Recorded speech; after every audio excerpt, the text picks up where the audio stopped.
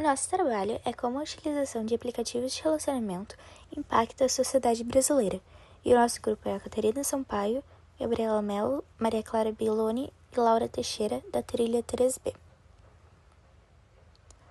Nosso problema de pesquisa.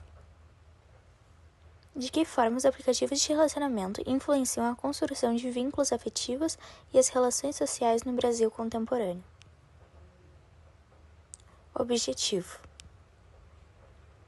analisar os impactos sociais, culturais e psicológicos do uso de aplicativos de relacionamento na sociedade brasileira.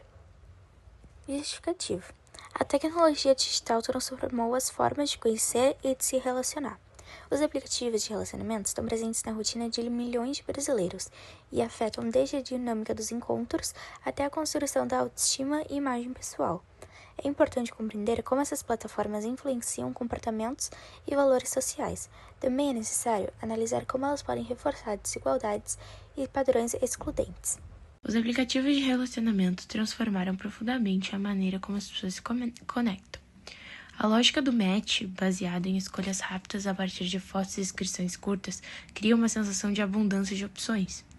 Essa dinâmica incentiva interações imediatas, muitas vezes superficiais, em que a aparência se sobrepõe a outros aspectos de identidade. Nesse processo, os indivíduos passam a ser percebidos e avaliados como produtos em uma vitrine digital, o que reforça a objetificação e reduz a complexidade das relações humanas e critérios visuais ou de status sociais. Modificações no comportamento e no afeto. A facilidade de descartar conexões deslizando a tela para a próxima opção enfraquece a construção de vínculos duradouros. O compromisso perde espaço e diante da constante possibilidade de substituição, gerando relações mais frágeis e instáveis.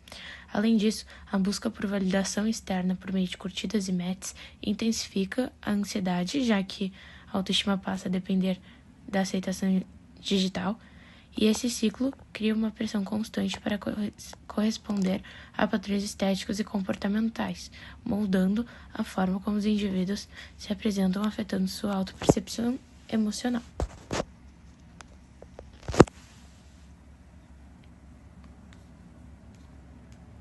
Desigualdade e controle social. Os algoritmos utilizados nos aplicativos de relacionamento não são neutros. Eles privilegiam determinados perfis associados a padrões de beleza, raça e status socioeconômico. Isso cria um processo de exclusão digital para aqueles que não se enquadram nesses critérios.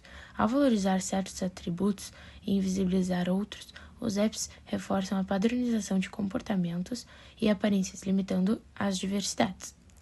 Além disso, a lógica competitiva das plataformas incentiva comparações constantes entre usuários, alimentando sentimentos de inadequação, baixa autoestima e exclusão simbólica. Reforço de normas e estereótipos. As interações nesses aplicativos frequentemente reproduzem e amplificam o estereótipo de gênero, sexualidade e aparência. A ênfase no aspecto físico consolida a ideia de que o valor de uma pessoa está diretamente ligado à sua atratividade estética, enquanto características subjetivas são deixadas em segundo plano. Essa dinâmica ela contribui para a manutenção de comportamentos machistas, discriminatórios e preconceituosos, perpetuando desigualdades sociais históricas e limitando a construção de relações mais autênticas e igualitárias.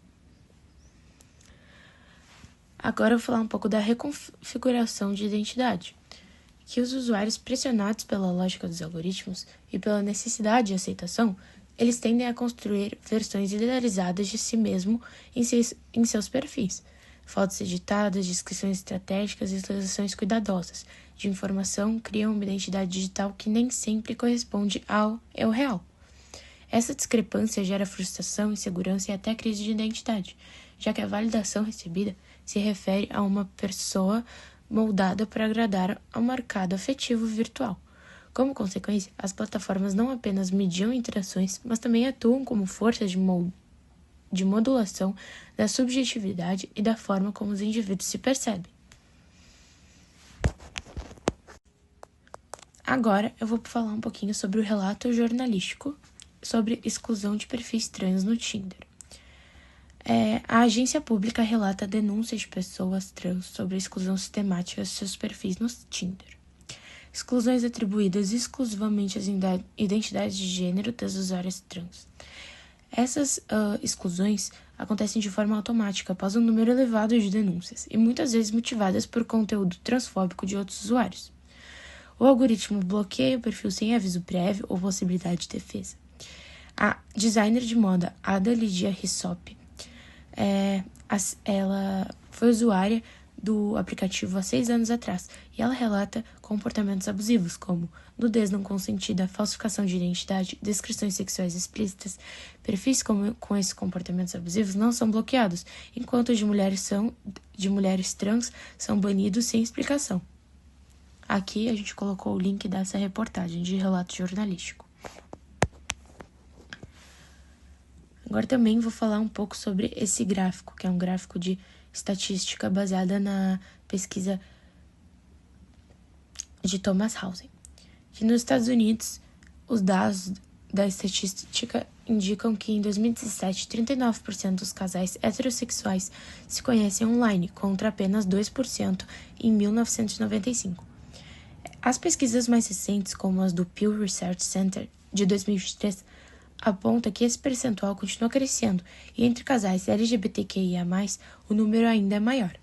No Brasil, embora não haja levantamento tão detalhado, os estudos do Ibope NetQuest em 2022 e da Think With Google indicam que os usos de aplicativos como Tinder, Bumble e Happn é cada vez mais comum e socialmente aceito, especialmente nas grandes cidades.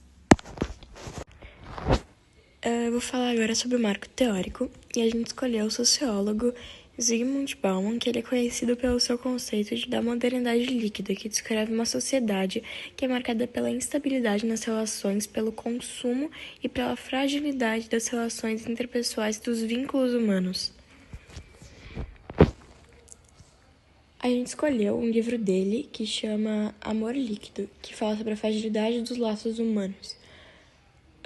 Ele analisa nesse livro como as relações amorosas na nossa era, na era contemporânea, se tornaram mais voláteis e descartáveis. Elas se tornaram muito mais frágeis do que eram antigamente, influenciadas pela lógica do consumo.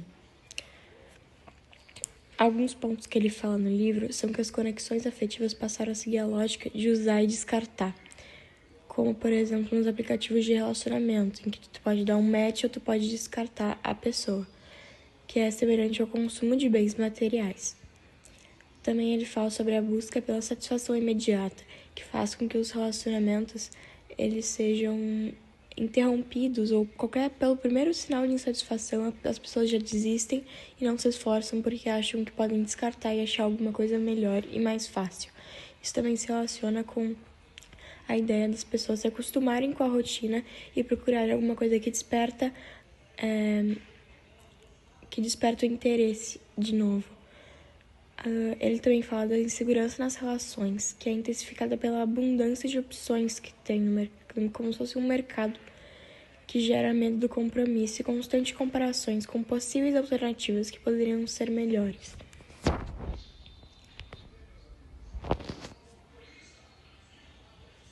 E a gente pode aplicar a teoria desse livro nos aplicativos de relacionamento, quando a gente mostra que o excesso de perfis e a dinâmica de matches, como a gente já falou antes, eles reforçam a ideia de que sempre tem alguma coisa melhor disponível, que incentiva a substituição rápida, como se fosse alguma coisa de mercado, de consumo, como se as pessoas fossem apenas objetos.